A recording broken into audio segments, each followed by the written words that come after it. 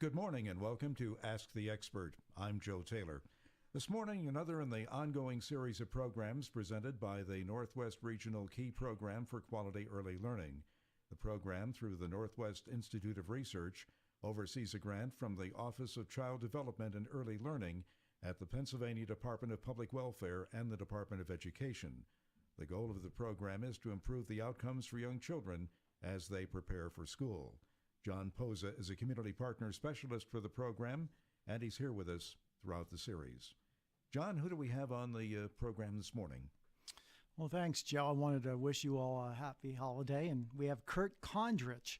Kurt is he's on the Governor's Council. He's actually chair of the Governor's Council for Early Intervention. And welcome, Kurt. We really appreciate you being on the program today. Thank you for having me and for allowing me to share my story and my experiences with early intervention in Pennsylvania.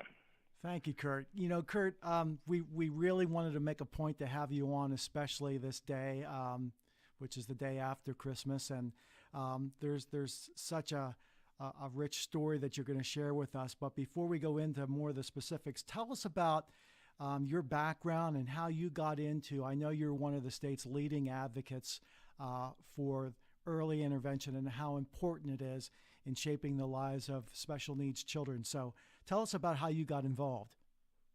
Sure, absolutely. I went to IUP. I got a degree in criminology back in 1985, and I spent the first couple decades of my life as a police officer. I was a city police officer in Atlanta, Georgia. And then I was down in Florida, and I migrated back home to the Pittsburgh area, and I was a city of Pittsburgh police officer, enjoyed my job, was pretty set in what I was going to do. And then in 2003, my daughter Chloe was born, and she was born with a diagnosis of Down syndrome here in Pittsburgh. And during that time, you know, it was a lot of people were telling us what the things that she couldn't do and restrictions, and it was kind of a negative reception we received. So then we connected into these early intervention services here in Pennsylvania, and it really just had an incredible impact in the lives of not just my daughter Chloe, and my son Nolan, but our whole family. And that's really what kind of rocked my world and shifted me to my focus on pursuing a career in early intervention. So I spent almost the first 20 years of my career as a police officer, and then there were other plans that were there for me, and that's what got me into early intervention was the birth of Chloe in 2003.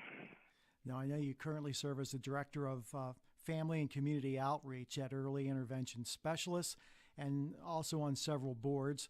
But take us back now and tell us how, when you decided to make early intervention your life's work, especially in terms of how the early intervention has impacted your own family and Chloe. Tell the story about how Chloe has blossomed. I know that she's now in the 6th grade, but share a little bit about part of her story. Absolutely. And kind of revisit history. You think, 40 years ago, which is recent history, a child that was born with a diagnosis of Down syndrome were basically classified as uneducable. Most of them were sent to an institution.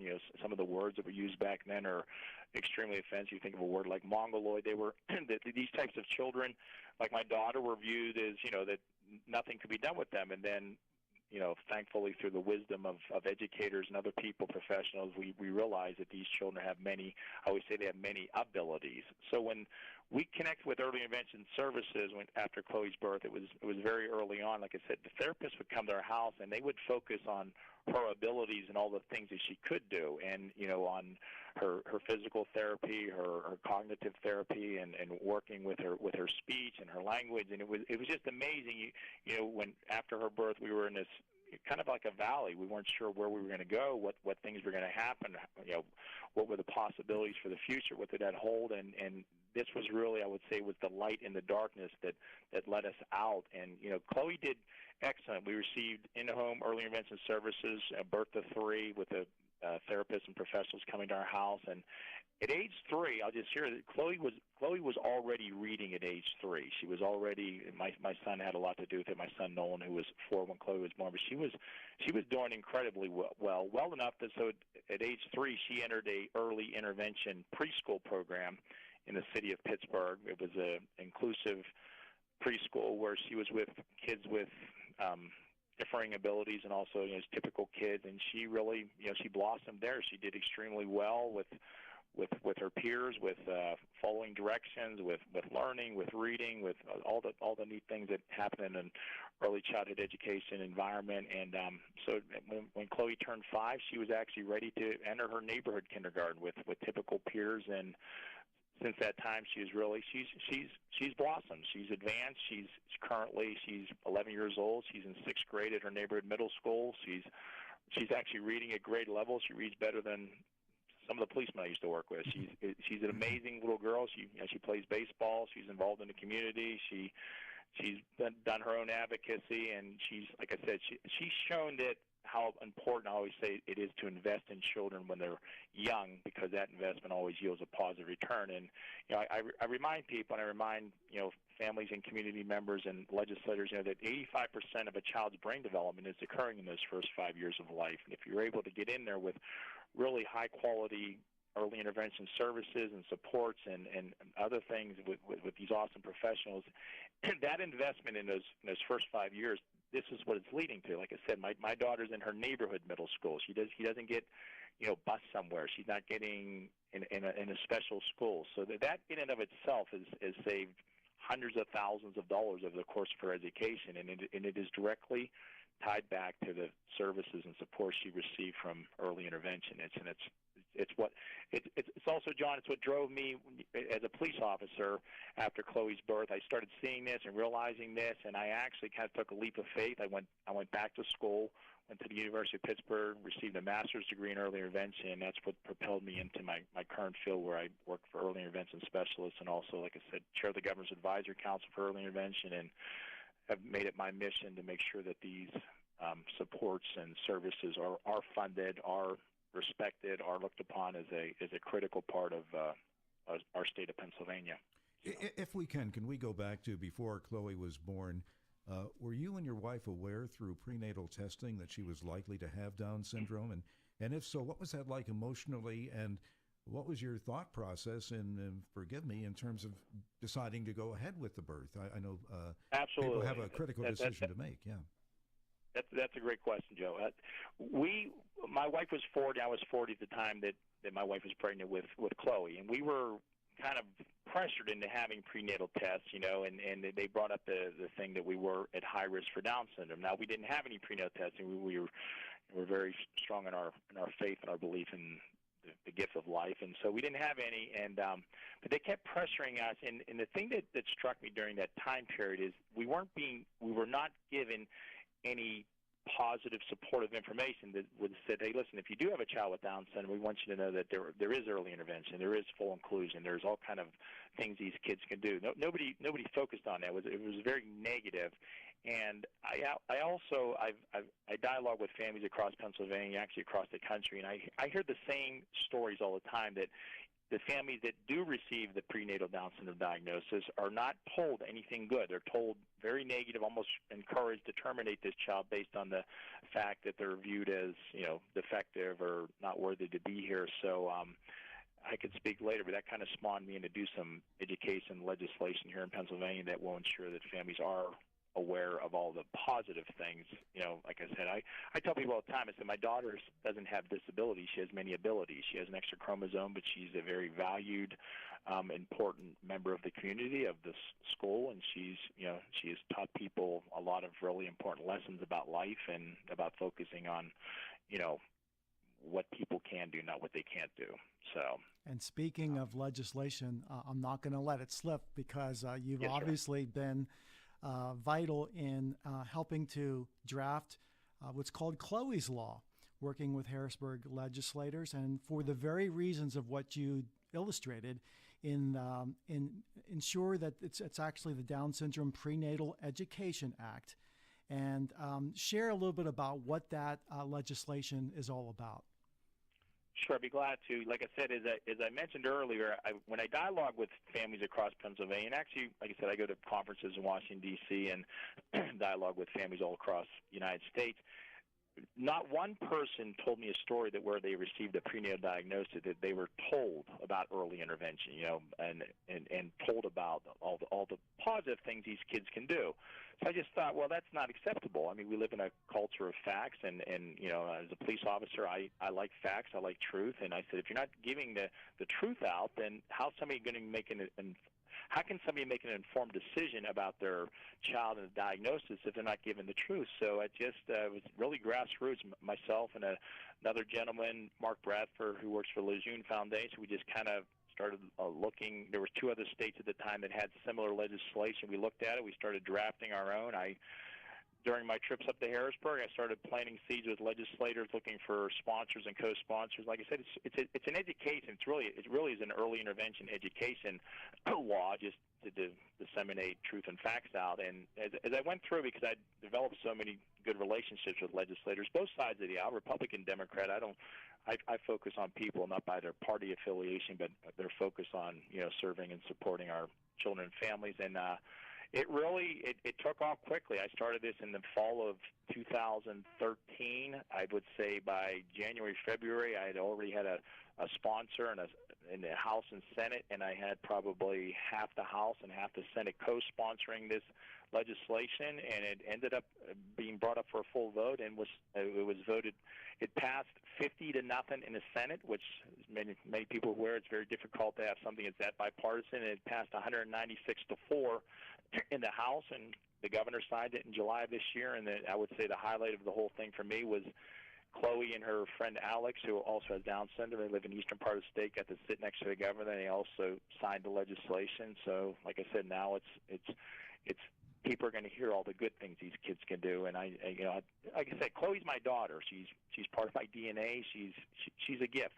She's taught me more about life and unconditional love, purity than anybody has, and she really brings an amazing amount of light and joy and goodness to her school, to her community, and to all people. And that's just why I'm crazy and a champion for early intervention and what it does for people and what it does for families. It seems to me the most important aspect of Chloe's Law is that it gives pregnant women, I'm quoting directly, useful and accurate information on Down syndrome. What type of misinformation had been conveyed to women in the past, and what type of useful and accurate information is now being conveyed to women, and how is that being conveyed? I would take it through their doctors, I would imagine. Right. It's for anybody that administers these prenatal tests. I mean, things I've heard within the last year from women prior to this legislation who received a prenatal Down syndrome diagnosis. I've heard words like defective, might do 3 simple steps, will be a burden on your family, will cause stress to siblings. I've had women tell me they were basically just told to terminate the pregnancy, to get rid of the child because that diagnosis was not compatible with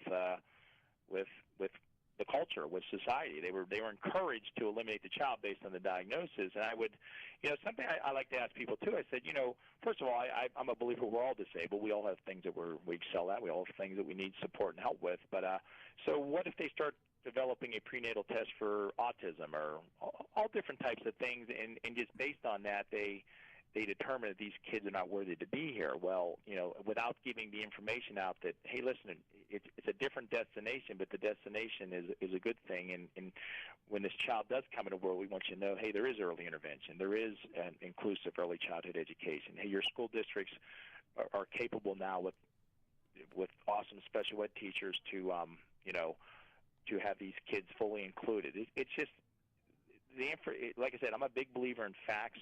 The old Dragnet, just the facts, man, that people have facts, and they were not getting that. And that's really the reason that I had to do this legislation, educational legislation, to make sure that people had facts and truth. Aside from formal intervention, which you got for Chloe, what is different, do you think, in the way that you and your family raise her and relate to her as opposed to other parents with their Down syndrome children? Is there anything special that you guys are doing as a family?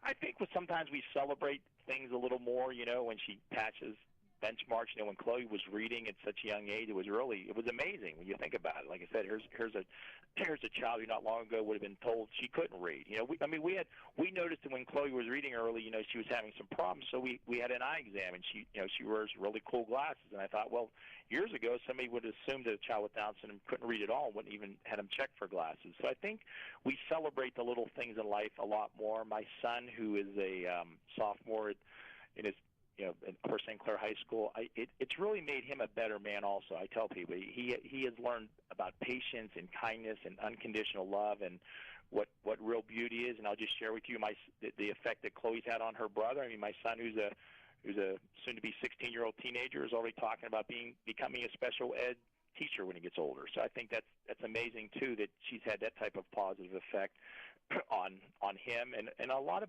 people in the community. My son plays volleyball at the high school, and it's amazing how the volleyball players come up and talk to Chloe and kind of made her the official assistant manager and all the other things. It's neat to watch these seeds grow, and I think we appreciate that a little bit more, having a child like Chloe to watch those things happen.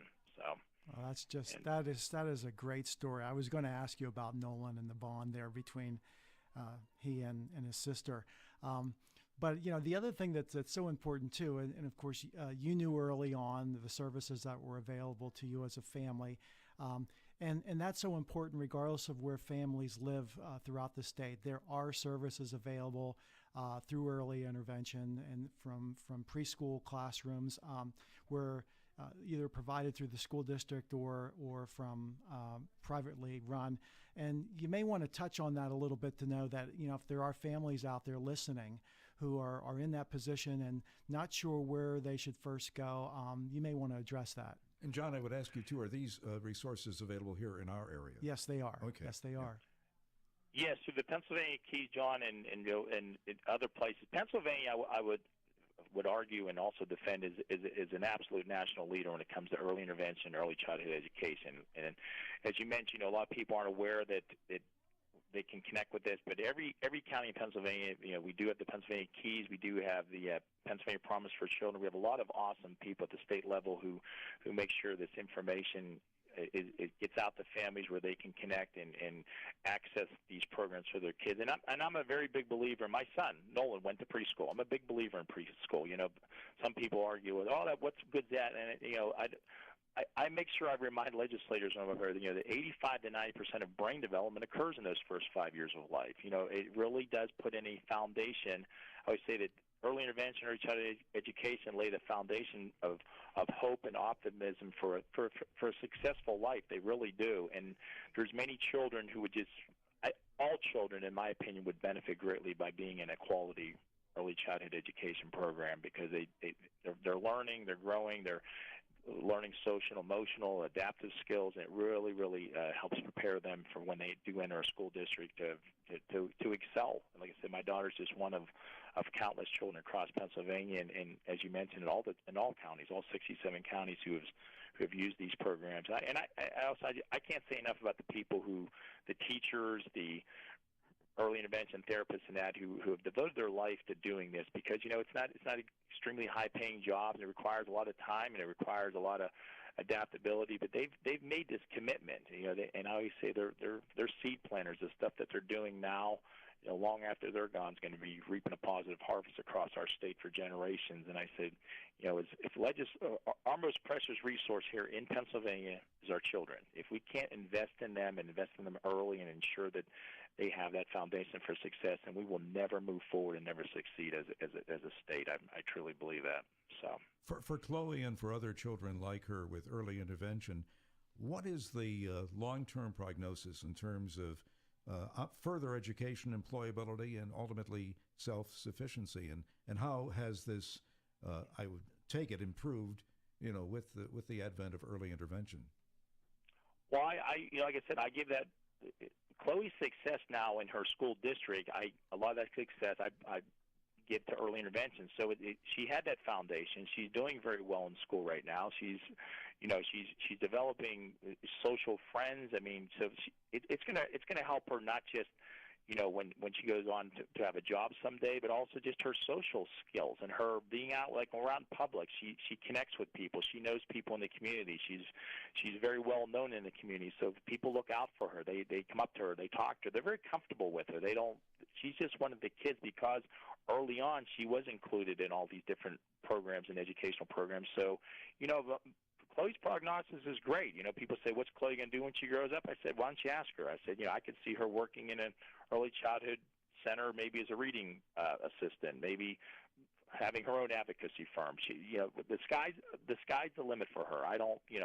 She's comfortable on a bus. She's a person I could see taking public transportation or, doing her own things, and she's very capable. She has many, like as I said, many abilities. She's a very helpful person, and that all goes back, like I said, people respecting her. She's included. She's part of the community. She's part of the school, and the other students and kids see that. So, she plays baseball in her community. She's just like I said, the sky's the limit as far as what Chloe's future is going to hold. I'm very optimistic about it.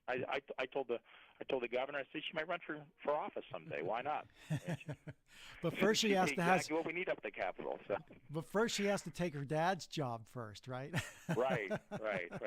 So she's a natural, though. I'm confident about that. Yeah, she is a natural, and I know that she's known well in your community in the Pittsburgh area there, but she's known in a lot of communities throughout the state because she's gone with you so often on some of your advocacy trips, and so she is very well known and just is an excellent person to listen to.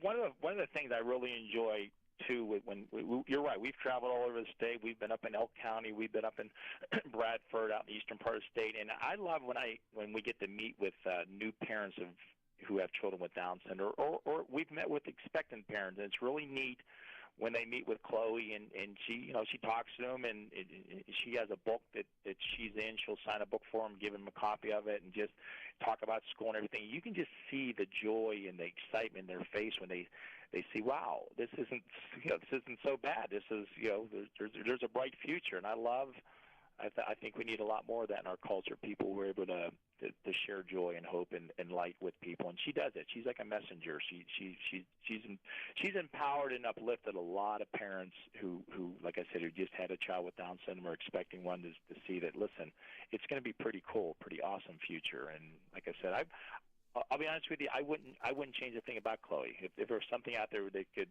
whatever somebody would say, change her down, I wouldn't do it, because it's part of her uniqueness. It's part of who she is as a person, and I would argue it's made her a better person, and those who have had contact with her better people. And the last thing we want to ask this morning is, if a parent or grandparent listening is aware that a child is likely to be born with Down syndrome, what steps can they take, early intervention, whatever, to achieve the kind of results that you have with Chloe? What should they do? Because I imagine the first impulse is probably a bit of a shock. Once they get beyond that, what should they do? In the state of Pennsylvania, I encourage people to immediately connect with whatever county they're in, with the early intervention director of that county, and they can start talking about the services that they're going to be able to have for their child once their child is born, and seeing, and those people are all awesome. Every county in Pennsylvania has really outstanding, uplifting, positive, supportive people in those positions. So if you're expecting a child with Down syndrome, to me, the first and most important thing is connecting with early intervention. It really is. It's the beginning of that journey that really starts, shining the light on the future. Because the other thing about early intervention, you only get that one shot of doing it. It's home base is birth to 3, then you do it in the preschool 3 to 5, and you don't get a second chance at that. So I really encourage parents, once they have their child here, to immediately start connecting with early intervention. Get involved.